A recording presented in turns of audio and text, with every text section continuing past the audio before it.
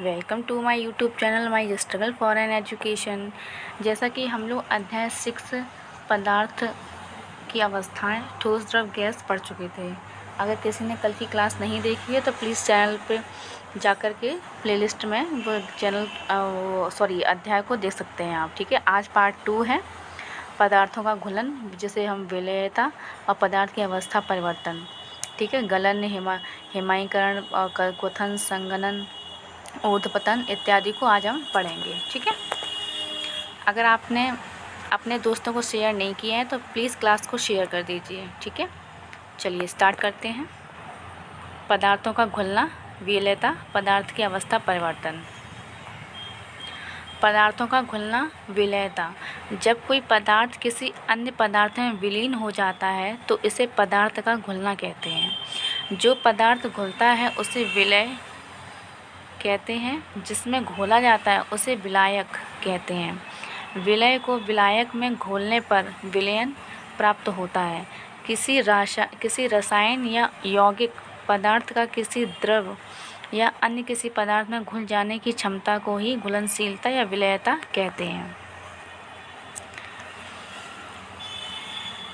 ठीक है गाइस, कहते हैं जैसे एग्जाम्पल में देखिए, जैसे नमक का जल में घुलना, चीनी का जल में घुलना। ठीक है, आगे है पदार्थ की अवस्था में परिवर्तन, changes in stages of matters.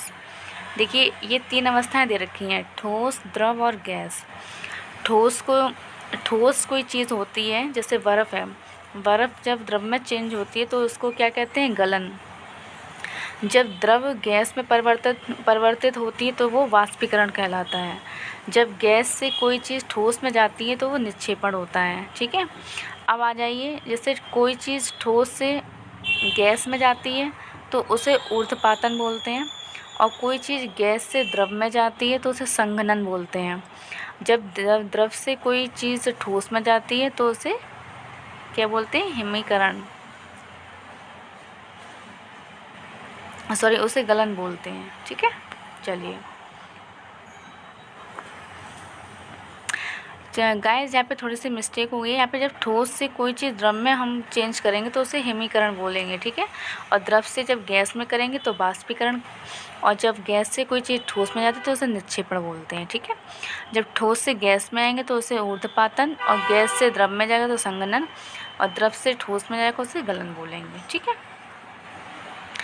अच्छा, अगर आपको थोड़ी सिंपल भाषा में समझना है तो यहाँ देखिए, ठोस से कोई चीज़ द्रव में जाती है तो वो गलन होती है, द्रव से गैस में जाती है उसे वाष्पीकरण होता है, गैस से ठोस में जाता है तो निक्षेपण होता है, और ठोस से जब गैस में आएगा तो ऊर्ध्वपातन होगा, और गैस से जब द्रव में जाएगा तो संघनन होगा, और द्रव से ठोस में जाएगा तो हिमीकरण होगा। ठीक है गाइस, थोड़ा सा कंफ्यूज हो जाते हैं, ये नॉर्मल सी बात है कि जब ज़्यादा कोई चीज़ें एक साथ होती हैं तो थोड़ा सा कन्फ्यूज़न हो जाता है। ठीक है, तो इसको थोड़ा सा क्लियर कर लेना, रिवीजन करके। रिवीजन तो करना ही पड़ेगा आपको। तो इसमें पहला देख लेते हैं, गलन, जिसे इंग्लिश में हम मेल्टिंग बोलते हैं। जब किसी ठोस पदार्थ को गर्म करते हैं तो वह एक निश्चित ताप पर द्रव अवस्था में परिवर्तित हो जाता है। ठोस पदार्थ का द्रव में बदलने की क्रिया ही गलन कहलाती है, और जिस निश्चित ताप पर यह क्रिया होती है वह गलनांक कहलाता है, जिसे हम मेल्टिंग पॉइंट बोलते हैं। जैसे बर्फ़ का जल में बदलना। नेक्स्ट हमारा है हिमीकरण, फ्रीजिंग। द्रव अवस्था के ठोस अवस्था में परिवर्तित होने की क्रिया हिमीकरण, फ्रीजिंग या जमना कहलाता है। जिस निश्चित ताप पर यह क्रिया होती है उसे हिमांक, फ्रीजिंग पॉइंट कहलाता है। जैसे पानी से बर्फ़ बनना। वाष्पीकरण, वेपोराइजेशन, जिसे कहते हैं किसी पदार्थ का द्रव अवस्था में गैस अवस्था में परिवर्तन, वाष्पीकरण कहलाता है। ये 2 प्रकार का होता है, वाष्पन और क्वथनन। वाष्पन को देख लेते हैं, एवोपोरेशंस, किसी द्रव के सतह के कणों का गैस में बदलने की क्रिया वाष्पन कहलाती है। यह क्रिया प्रत्येक ताप पर होती है। जब किसी द्रव को वायु में खुला रख दिया जाए तो वह धीरे धीरे गैस अवस्था में परिवर्तित हो जाएगा और वायुमंडल में विलीन हो जाएगा। वाष्पन के इसी गुण को वाष्पशीलता कहते हैं, जैसे स्प्रेट पेट्रोल ईंधन को खुला छोड़ने पर। नेक्स्ट हमारा है क्वथनन, बॉइलिंग। आम भाषा में इसे उबाल भी कहते हैं, है ना, कि उबाल आ गया, बॉयल हो गया। द्रव को गर्म करने पर जब संपूर्ण द्रव तेजी से गैस अवस्था में परिवर्तित होने लगता है तथा उसमें बुलबुले उठने लगते हैं तो इस क्रिया को क्वथनन, बॉइलिंग कहते हैं तथा जिस निश्चित ताप पर यह क्रिया होती है उसे क्वथनांक या बॉइलिंग पॉइंट कहते हैं। जल का क्वथनांक जो होता है वो 100 डिग्री सेल्सियस होता है। नेक्स्ट हमारा है अंतर, डिफरेंस। वाष्पन और क्वथनांक में डिफरेंस क्या होता है? तो वाष्पन में प्रत्येक ताप पर केवल द्रव की सतह के अणु धीरे धीरे वायु का प्रवाह व वायु की आर्द्रता से प्रभावित होता है, ठीक है। और वाष्पन है वो प्रत्येक ताप पर होता है और क्वथनांक निश्चित ताप पर होता है। वाष्पन केवल द्रव की सतह के अणु पर होता है। वाष्पन जो है वो केवल द्रव की सतह के होता है और क्वथनन जो होता है वो द्रव के प्रत्येक भाग के होता है। नेक्स्ट हमारा है जो वाष्पन है वो हमारा अणु है और क्वथनन अणु गैस में चेंज है, ये धीरे धीरे होती है। ये क्वथनन है वो तेज़ी से होता है। वाष्पन वायु का प्रभाव वायु में होता है और ये प्रभावित नहीं होता है, ठीक है। नेक्स्ट हमारा है संघनन, कॉन्डेंसेशंस। गैस की अवस्था से द्रव अवस्था में परिवर्तित होना संघनन कहलाता है। वर्षा भी एक प्रकार का संघनन है। सभी लोग ये संघनन जो टॉपिक है ये बहुत इम्पोर्टेंट है।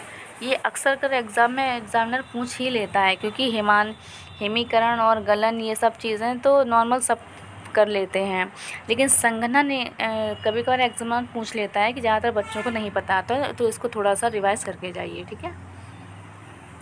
नेक्स्ट हमारा है 2018 में ये आया था, मोस्ट इम्पोर्टेंट है ये, ऊर्ध्वपातन। जब कोई ठोस पदार्थ ठोस अवस्था से सीधे गैस अवस्था में परिवर्तित हो जाता है तो ऊर्ध्वपातन की क्रिया कहलाती है। इस पूरी प्रक्रिया के दौरान पदार्थ द्रव अवस्था में नहीं बदलता, जैसे कपूर, नौसादर। वाष्प व गैस में अंतर। वाष्प को इंग्लिश में वेपर बोलते हैं और गैस को गैस। इसमें डिफरेंस देख लेते हैं।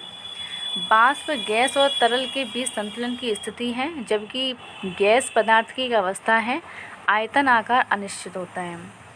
वाष्प को आसानी से द्रवित किया जा सकता है लेकिन गैस को आसानी से द्रवित नहीं किया जा सकता। दाब बढ़ाकर बिना ताप कम किए वाष्प की अवस्था हो सकती है, लेकिन दाब व ताप दोनों को बदलने की आवश्यकता होगी, तभी गैस की अवस्था परिवर्तित होगी। नेक्स्ट हमारा है किसी पदार्थ की क्रांतिक। चौथा पॉइंट हमारा है किसी पदार्थ के क्रांतिक बिंदु से कम ताप पर उस पदार्थ की गैस अवस्था को वाष्प कहते हैं। ये वाष्प में होता है, वेपर में। लेकिन गैसीय पदार्थ का ताप क्रांतिक ताप से अधिक हो तो उसे गैस कहते हैं। चलिए गाइज, आज इतना ही रखते हैं। कल जो हम लोग पढ़ेंगे, कल हमारी अध्याय 6 का लास्ट चैप्टर रहेगा जिसमें सिलेबस कंप्लीट हो जाएगा, ठीक है। कल जो हमारा क्लास रहेगा वो हमारा पार्ट 3, ठीक है, साइंस का जो अध्याय 6 है उसका पार्ट 3 रहेगा। और अगर आपको ये क्लास अच्छी लगी है तो प्लीज़ इसको लाइक करें, शेयर करें।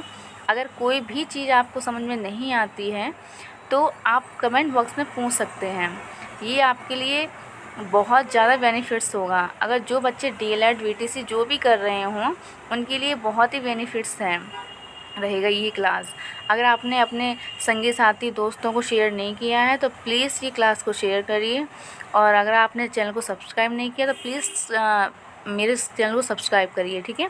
अगर आपको इसका PDF चाहिए तो प्लीज़ कमेंट बॉक्स में लिखिए, नहीं तो हमारे जो टेलीग्राम चैनल है my school of online education, और उसका जो लिंक है वो मैंने अपने डिस्क्रिप्शन बॉक्स में दे दिया है, आप वहाँ जा कर के PDF को ले सकते हैं, ठीक है guys. Thanks for watching. Please like, share and subscribe my channel. Join Telegram. Thank you.